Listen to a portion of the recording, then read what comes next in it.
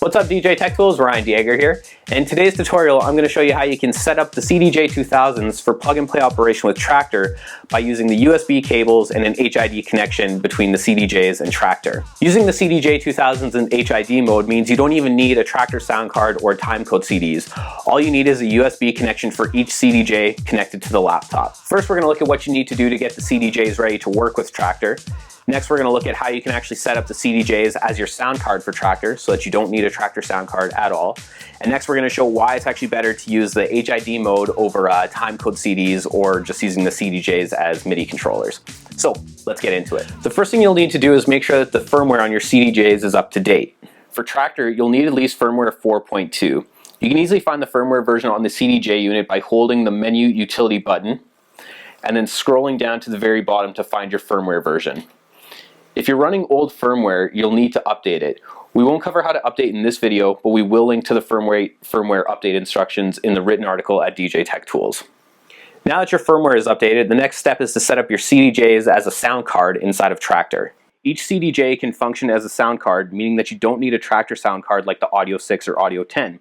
But the problem is that Traktor can only use one sound card at a time. As you can see, if we look at the audio device settings here, we can only choose one CDJ or the other. We can't choose both. So the solution is to actually download the CDJ XDJ aggregate tool, which is provided by Pioneer. You can find the link in the written article at djtechtools.com. And what this does is it merges multiple CDJs into one virtual sound card so that you can assign Traktor's deck outputs to each CDJ. So to get this to work, we'll just need to quickly quit Traktor here. Then I'm going to go down to my CDJ XDJ aggregator, which I've already downloaded. And when I open this up, it's going to show me the CDJs that are connected to my USB ports on my computer. As you can see, I've got two CDJ 2000s connected here. So now I'm going to fire Traktor back up.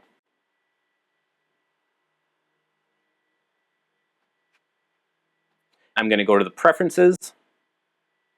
I'm going to go to audio device.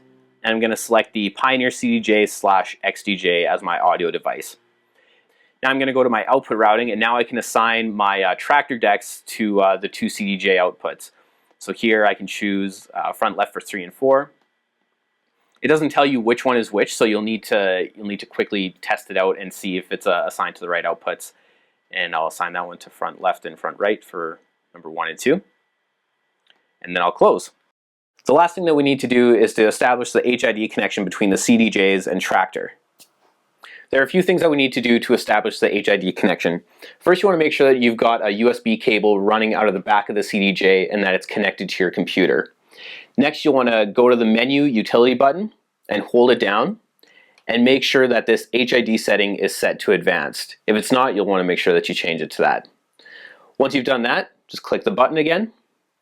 And now you want to click link on the top of the CDJ here. And as you'll see that it says control mode and USB MIDI.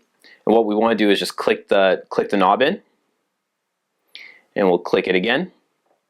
And you'll see that it now says turn selector to choose Traktor deck. So now we can just turn the encoder here. And you'll see the deck selector pop up. In this case, we're going to set it to deck B. Once you've got the deck that you want to select or control, just click the encoder in. And as you can see, the display is going to change, and it's going to indicate that it's now in a control mode or HID advanced. So right now I can see my playlist folder here in iTunes coming right off of Traktor. I can browse my playlist folders. And now I can see all my tracks here, and I can see the album cover or cover art for the tracks if I have them set. So once I have a track that I want to load, I can just click the encoder in. It's going to load that track, and as you can see, we've got the waveform down here, the time remaining, the BPM. And if we want even more info, we can just click the info button up here, and it's going to show us the track title, the artist, the album, the time, and the BPM as well. And there's actually nothing that needs to be configured inside of Traktor in the latest version. Traktor will auto detect the CDJ, and it will actually auto map the entire CDJ so that there's nothing that you need to configure. All the controls are automatically mapped to Traktor for you. So the last thing that we're going to look at is just some of the control that you get when this is in HID mode and some of the feedback that you get. So I'm just going to start playing a track. I can quickly skip through the track using the search buttons.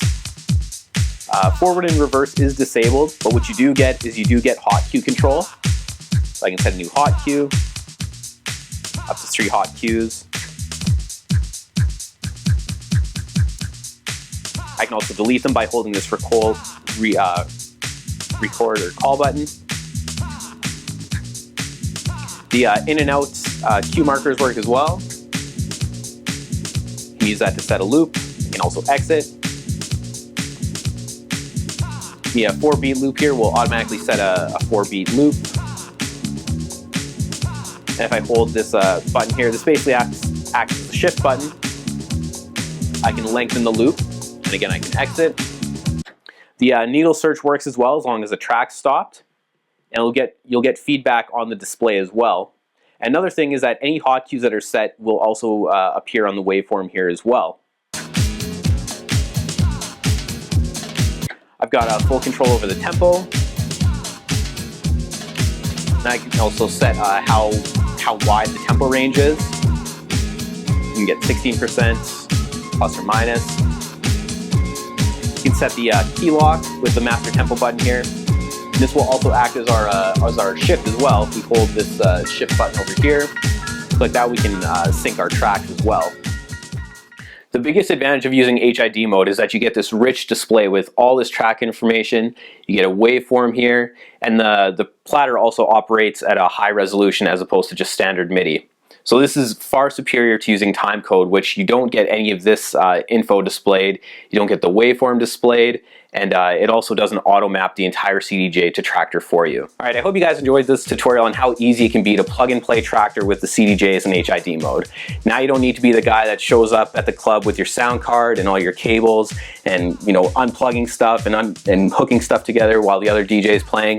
You can just show up with your USB cables, plug them into the CDJs, connect them to your laptop, and you're good to go.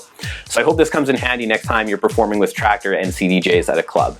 So for more tips, tricks, articles, reviews, and so much more, keep an eye on DJTechTools.com.